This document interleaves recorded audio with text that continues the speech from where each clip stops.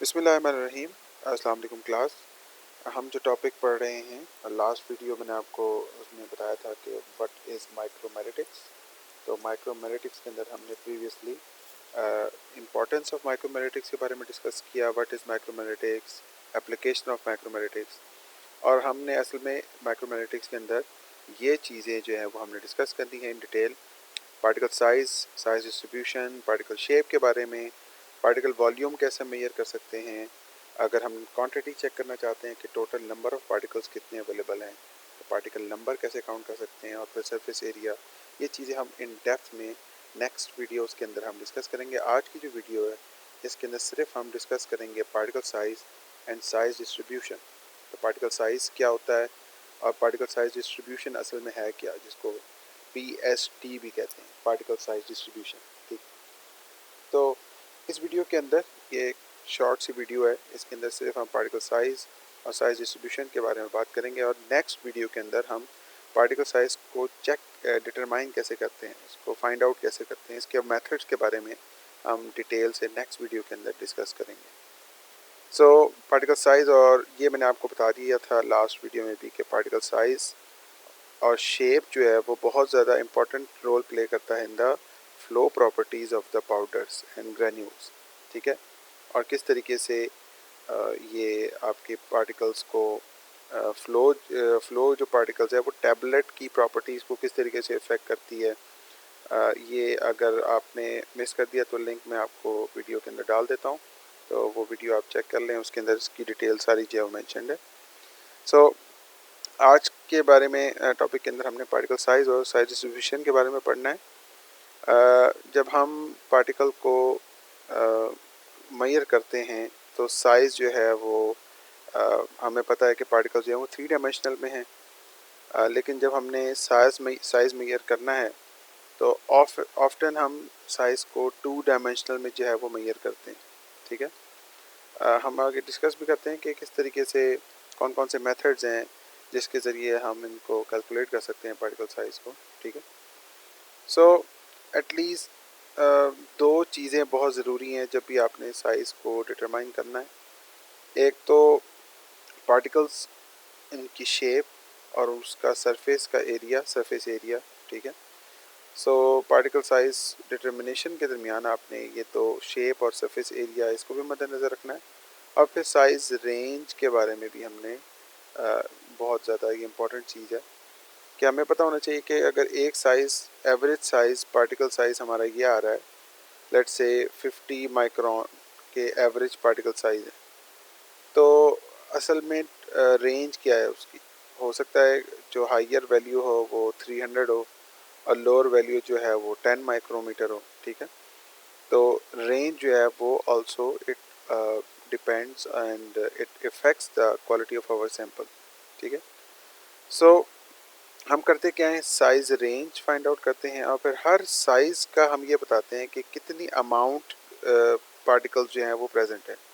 For example हम कहेंगे कि 20 माइक्रोमीटर के कितने वेट के पार्टिकल्स हैं, 100 माइक्रोमीटर के कितने वेट के पार्टिकल्स हैं, और हमारे पास लेट्स से हम एग्जांपल ले लेते हैं कि 10 ग्राम जो है वो पार्टिकल्स जो थे उनका साइज़ जो है वो 100 माइक्रोमीटर था, और 50 ग्राम जो पार्टिकल्स थे वो 500 माइक्रोमीटर के साइज़ के थे।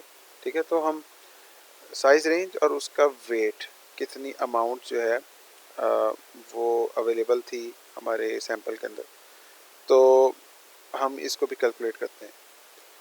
अच्छा, जब भी हम बड़े पार्टिकल्स को साइज़ रिड्यूस करते हैं, पार्टिकल्स का साइज़ रिड्यूस करते हैं, तो इक्वल शेप के पार्टिकल्स जो हैं वो प्रोड्यूस नहीं होते, इर्रेगुलर पार्टिकल्स बनते हैं। स्मॉलर जब पार्टिकल्स बड़े पार्टिकल्स स्मॉल में ब्रेक होते हैं तो इर्रेगुलर शेप के पार्टिकल्स जो हैं वो बनते हैं।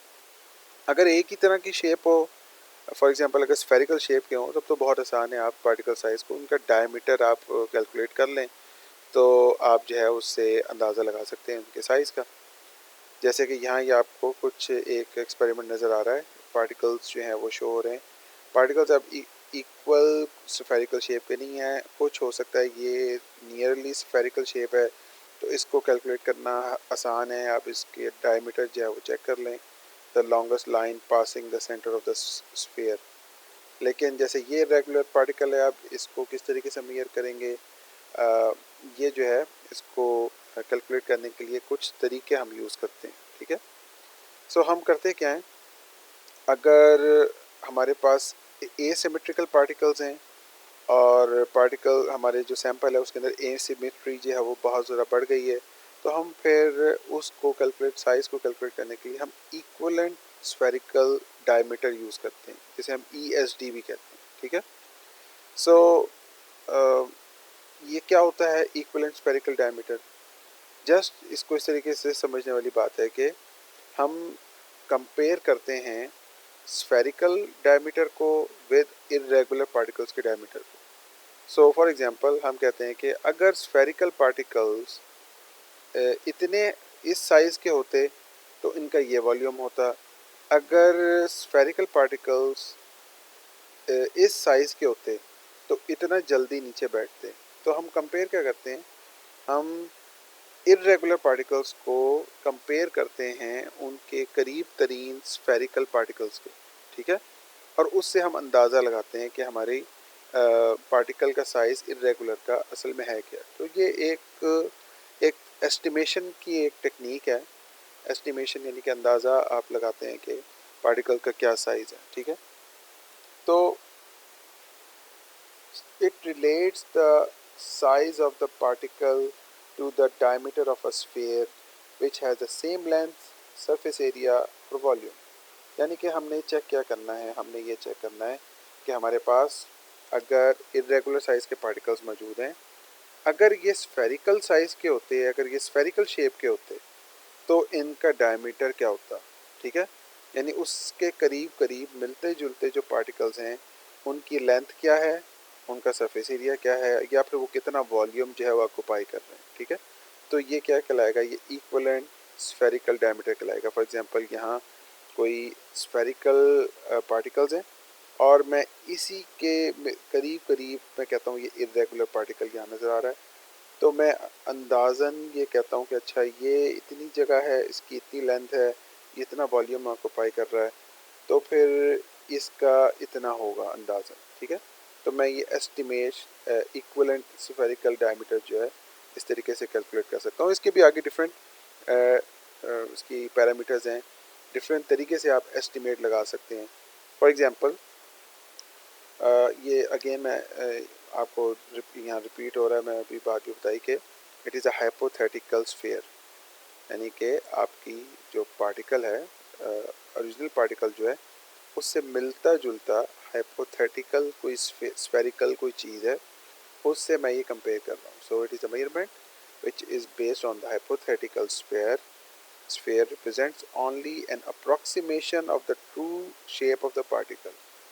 ये अंदाज़ा है और ये ज़रूरी नहीं है कि बिल्कुल 100% एक्यूरेट ये शेप के बारे में जो है वो आपको आइडिया दे रहा हूँ, ठीक है।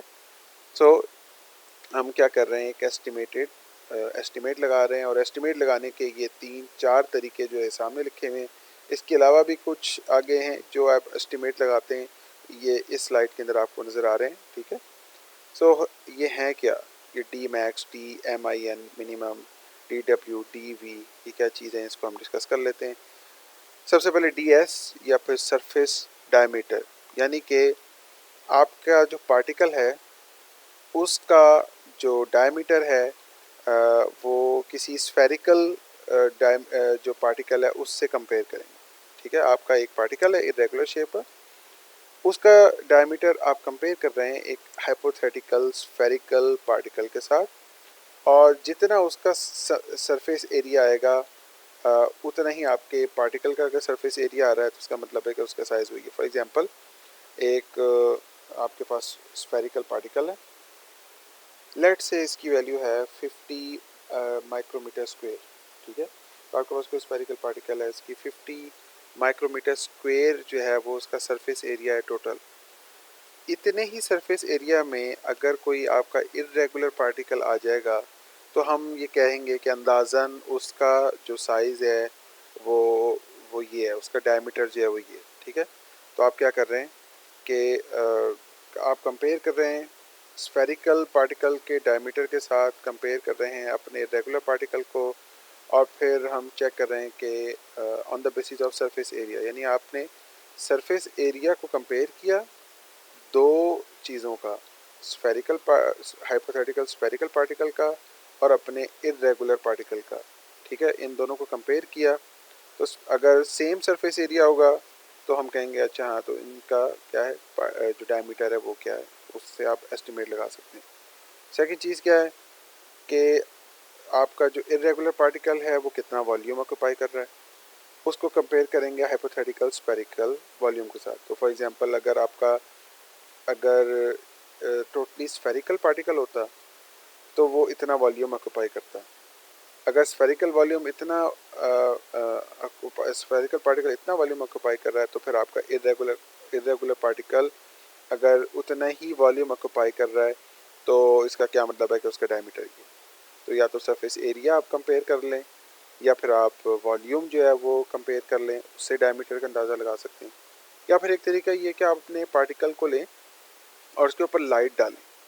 लाइट डालने से क्या होगा कि उसका शेडो बनेगा, उस शेडो का डायमीटर आप कैलकुलेट कर लें। सो आपने क्या करना है कि पार्टिकल्स डिफरेंट, हमारी स्पेक्ट्रोस्कोपी की मेथड्स हैं, तो उसके अंदर लाइट बीम जो है वो क्रॉस करती है और आपके सैंपल के पार्टिकल के साथ रिएक्ट करती है, उसके ऊपर पड़ती है, शेडो बनता है।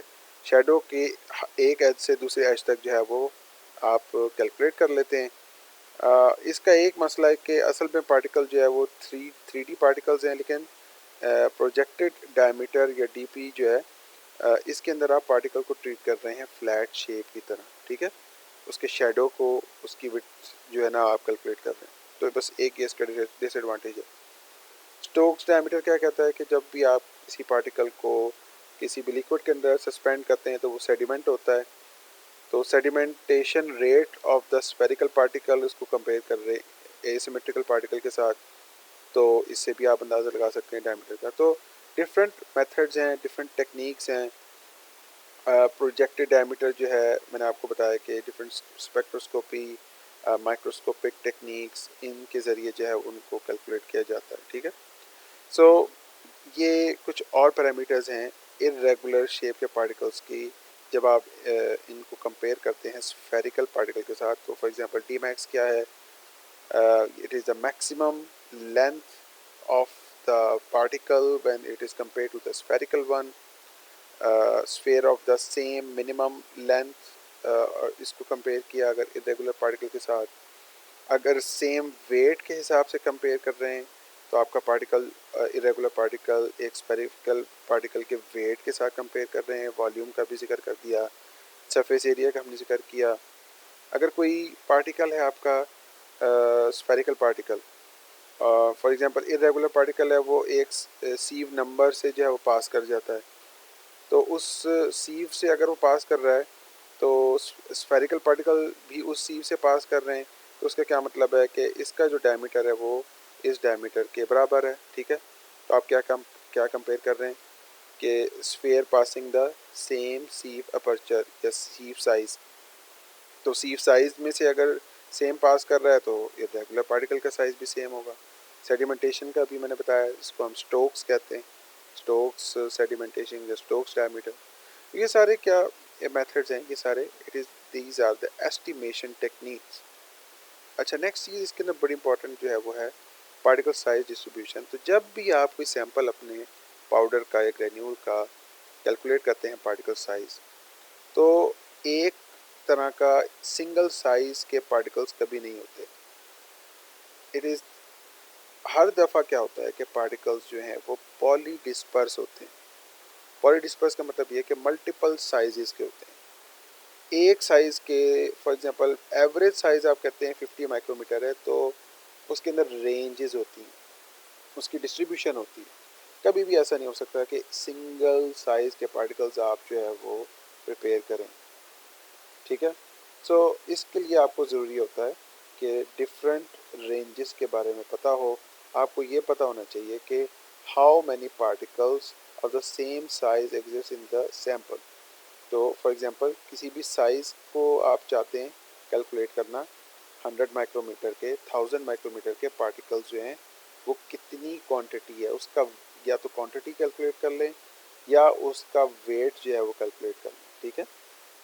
So it is the estimate of the size range, an estimate of the size range present in our sample and number और weight fraction of each particle size, यानी कि आपके पार्टिकल साइज ये है, इस साइज के टोटल नंबर ऑफ पार्टिकल्स या तो काउंट कर लें, जो कि बड़ा मुश्किल है कि आप पार्टिकल किस तरीके से काउंट करेंगे अगर सैंपल बहुत बड़ा है। तो इसका आसान तरीका ये कि आप उसका वेट कैलकुलेट कर लें। ये प्रैक्टिकल जो है हमने क्लास में हो सकता है आपने किया हो, अगर नहीं किया तो ये हम करेंगे। ये उसकी कैलकुलेशन का टेबल यहाँ सामने आपको नज़र आ रहा है स्क्रीन पे। इस प्रैक्टिकल में जिन्होंने किया है वो यही किया था हमने काम कि हमने वेट कैलकुलेट कर लिया था। हमने ये कैलकुलेट कर लिया था कि इस सीव में से इस सीव के ऊपर जो पार्टिकल्स रह गए हैं उनका वेट कितना है, तो वो क्या कहलाएगा, वो वेट फ्रैक्शन कहलाएगा।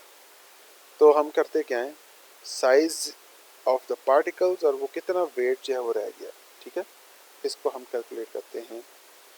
अच्छा, ये फिर इसी पार्टिकल साइज डिस्ट्रीब्यूशन में से ये जो टेबल हम फिल करते हैं, ये टेबल को हम कह सकते हैं कि ये पार्टिकल साइज डिस्ट्रीब्यूशन है, क्योंकि इसके अंदर कितने साइज़ के, ये देखें अरिथमेटिक मीन जो है वो क्या सीव साइज़ है, तो सीव साइज़ इतने साइज़ के इतने पार्टिकल्स जो हैं वो प्रेजेंट है। तो हम जब ये प्रैक्टिकल करेंगे परफॉर्म, या फिर जिन्होंने कर लिया परफॉर्म उन्होंने ये वैल्यूज़ नोट की होंगी कि इस सीव के ऊपर इतने रह गए, इस सीव के ऊपर इतने पार्टिकल्स स्टोर हो गए, इसके ऊपर इतने रह गए, तो हर सीव के ऊपर कुछ ना कुछ पार्टिकल्स जो है वो रह जाते हैं।